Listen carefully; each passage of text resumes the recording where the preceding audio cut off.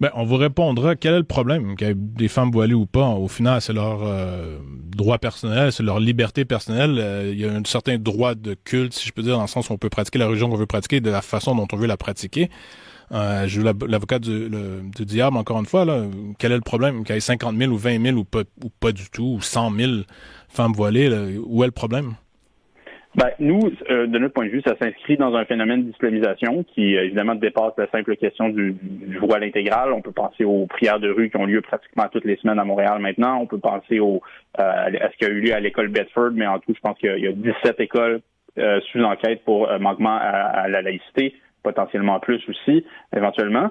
Donc, tout ça montre qu'il y a une islamisation du Québec. Et si on veut voir les dangers potentiels de ce qui pourrait nous arriver au Québec si rien n'est fait dans 10, 15, 20 ans, 25 ans, on a juste à aller voir de l'autre côté de l'Atlantique, en France. Je veux dire, aujourd'hui, c'est le hasard de l'actualité, mais on est le 13 novembre.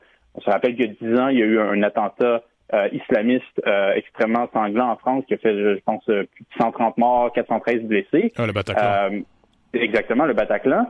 Ben ça, c'est un attentat djihadiste. C'est une forme évidemment radicale, mais de l'idéologie islamiste. Donc, quand l'islamisme s'installe dans une société, ça crée entre autres le terreau du terrorisme islamiste.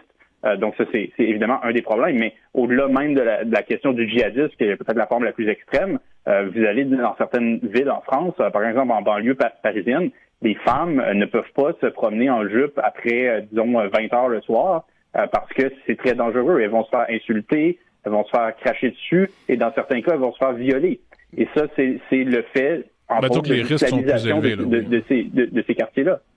Oui, c'est ce qu'on parle, on qualifie de communautarisme.